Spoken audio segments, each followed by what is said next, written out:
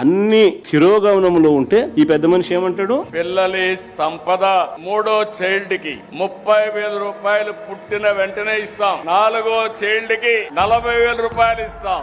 సంతానమే సంపద. ముగ్గురిని కనండి, నలుగురిని కనండి అని ఈయన అంటాడు. ఒకవైపు నేను ప్రభుత్వంలో వ్యవస్థలన్నీ ఇంత దారుణమైన పరిస్థితిలో ఉంటే క్వాలిటీ ఆఫ్ లైఫ్ అనేది చంద్రబాబు నాయుడు హయాంలో ఇంత అధ్వానమైన పరిస్థితిలో ఈ రోజు కనిపిస్తా ఉంటే దానిని మెరుగుపరచాల్సింది పోయి ఈ పెద్ద మనిషి ముగ్గురిని కనండి, నలుగురిని కనండి అని చెప్పి ఈ రోజు అన్నిటికన్నా బాధ ఏమిటంటే మహిళలను పిల్లలను పుట్టించే యంత్రాలుగా భావించడమే చంద్రబాబు చేస్తా ఉన్న అతి దిగజారుడు రాజకీయము మాటలు. పిల్లలను పుట్టించే యంత్రాలుగా మహిళలను మాత్రమే ఆయన పరిగణలోకి తీసుకుంటా ఉన్నాడు. కాదు, మహిళలు బాగుంటేనే కుటుంబాలు బాగుంటాయి. మహిళలు సంతోషంగా ఉంటేనే గ్రామీణ ఆర్థిక వ్యవస్థ నిలబడుతుంది, రాష్ట్ర ఆర్థిక వ్యవస్థ నిలబడుతుంది.